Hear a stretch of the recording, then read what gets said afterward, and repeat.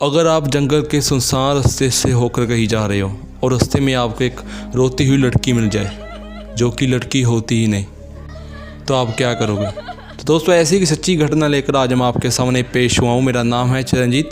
डर की डोज के इस हैरान कर देने वाले एपिसोड में मैं आपका बहुत बहुत स्वागत करता हूँ। दोस्तों, ये एक कहानी है रोबिन और जितेंद्र जी की, जो कि उत्तराखंड की पौड़ी डिस्ट्रिक्ट के एक गांव के रहने वाले हैं। ये कहानी उन्होंने क्योरा पर शेयर किया और मुझे ये स्टोरी जो है वो काफ़ी अच्छी लगी, तो मैंने सोचा ये कहानी मुझे आप सबके शेयर करनी चाहिए। सबसे पहले तो नॉइस के लिए सॉरी। मुझे पता है कि पीछे एक नॉइस आ रही है, उसके लिए सॉरी। मैं कुछ नहीं कर सकता फ़िलहाल, तो अपनी स्टोरी को ऐसे एंजॉय करते हैं। रोबिन जिस गांव में रहता था वो उत्तराखंड का ही एक गांव था और गांव के आसपास एक बहुत बड़ा जंगल था। वहाँ पर पेड़ पौधे और जंगली जानवर भी थे। उन्होंने अक्सर गाँव के बुजुर्ग लोगों से उस जंगल की हॉरर कहानियाँ सुनी थी और रात के वक्त उस जंगल में कोई जाता भी नहीं था। रात को उस जंगल में कोई जाता भी था तो उनके साथ कुछ ना कुछ सीन हो ही जाता था। तो ये कहानी रोबिन के दोस्त जितेंद्र के साथ घटी थी। ये कहानी शुरू ऐसे हुई कि उन दोनों को एक शादी का इनविटेशन आया। वो शादी अटेंड करने के लिए उन्हें दूसरे गांव में जाना था। वो गांव उनका पड़ोसी गांव था और उस गांव में जाने के लिए उन्हें वो जंगल पार करना पड़ता था। जो गांव का रास्ता था वो कच्चा था, कोई रोड वगैरह नहीं थी। जिस दिन शादी का दिन आया तो वो दोनों तैयार होकर सुबह 10 बजे के करीब निकल दिए और उस सुनसान रास्ते से होकर वो उस गांव में पहुंच गए और रास्ते में उन्हें कुछ खास महसूस नहीं हुआ। वो बड़ी अच्छे से उस मैरिज में पहुंच गए और उन्होंने मैरिज में खाया पिया, खूब डांस किया और काफ़ी इन्जॉय किया। जब रात का टाइम आया तो उन्होंने सोचा कि हमें अब घर चले जाना चाहिए।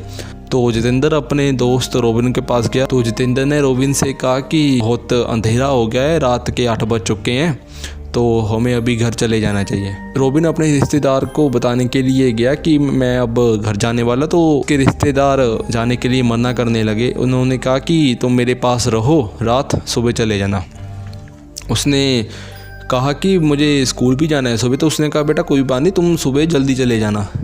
तो रोबिन जितेंद्र के पास गया। उसने कहा कि यार मैं तो जहाँ पर मुझे रात रहना पड़ेगा, रिश्तेदार नहीं मान रहे, तुम भी ऐसा कर, तुम मेरे साथ रह लो।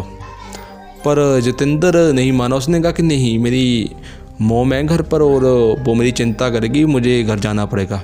तो रोबिन ने कहा कि कोई बात नहीं, ऐसा कर अपने साथ 2 बंदे लेकर जाना, अकेला मत जाना उस रास्ते से। तो उसने कहा ठीक है।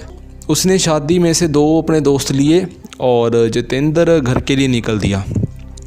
और रोबिन उस मैरिज को एंजॉय करा था। उसने सारी रात मैरिज एंजॉय की और देर रात तक वो जागा रहा। रात को जल्दी वो अपने घर आ गया क्योंकि उसे स्कूल के लिए जाना था। तो वो घर आया,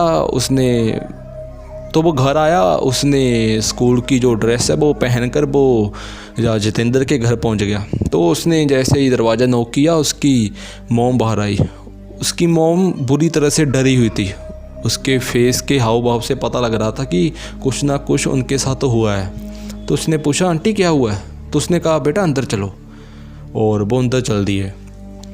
अंदर जितेंद्र बेड पर पड़ा था तो वो भी बुरी तरीके से डरा हुआ था।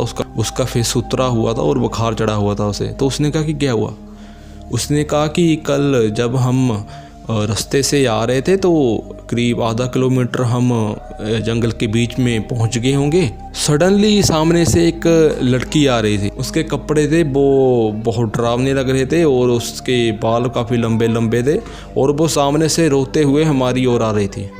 हम तीनों देख कर काफ़ी घबरा गए, पर हमने कहा कि कोई नहीं, हम धीरे धीरे उसके पास निकल जाएंगे। पर जैसे जैसे वो नज़दीक आ रही थी उसकी रोने की बात बहुत ज़्यादा लाउड हो रही थी। जब वो उस लड़की के पास पहुँचे तो वो तीनों जने बहुत ज़्यादा डर गए और तीनों लोग अपने गांव की ओर भागने लगे। बड़ी मुश्किल से वो अपने गांव में पहुँचे। जब वो भाग रहे थे तो वो लड़की भी उनके साथ साथ उनके पीछे भाग रही थी और उनकी ओर पत्थर भी आ रहे थे। वो बड़ी मुश्किल से गाँव पहुँच गए और गाँव पहुँचकर वो अपने घर को हो दिए। उसने कहा कि जब मैंने अपने घर पहुंचकर जो नॉक किया तो मोम अंदर से आई। फेस देख के मोम काफ़ी डर गई थी और उसने मुझे एक ही बात की कि ये लड़की तुम्हारे साथ ये कौन है? तो ये सुनकर तो मैं बहुत ज़्यादा डर गया और मैं जल्दी जल्दी अंदर भाग कर मम्मी को कहा कि मम्मी जल्दी जल्दी आप जो है वो दरवाज़ा भेड़ दो। और अंदर जाके उसने अपनी मोम को सारी बात बताई कि मोम मेरे साथ ऐसा ऐसा हुआ है। तो थोड़ी देर के बाद उनकी मॉम ने बाहर निकलकर फिर से देखा कि कोई बाहर है तो नहीं। तो उस वक्त बाहर कोई नहीं था। जैसे उनको रॉबिन के पैरों थोड़ी से ज़मीन खिसकी, वो काफ़ी ज़्यादा डर गया। उसने कहा कि दोस्त कोई बात नहीं, तुम घर रहे, मैं स्कूल चले जाता हूँ, जब तुम ठीक हो जाओगे तब हम चलेंगे। तो उसने कहा कि ठीक है। जितेंद्र के साथ 2-3 दिन सबको नॉर्मल रहता है, उनको ऐसा उनके साथ कुछ नहीं होता। पर कुछ दिनों के बाद जब वो रात को सोया होता है तो रात के 1-2 बजे उसे फिर रोने की आवाज़ें आती हैं और वो आवाज़ें बाहर से आ रही होती हैं। वो हिम्मत कर उस खिड़की से बाहर देखता है तो वो लड़की उनके घर के बाहर खड़ी होती है।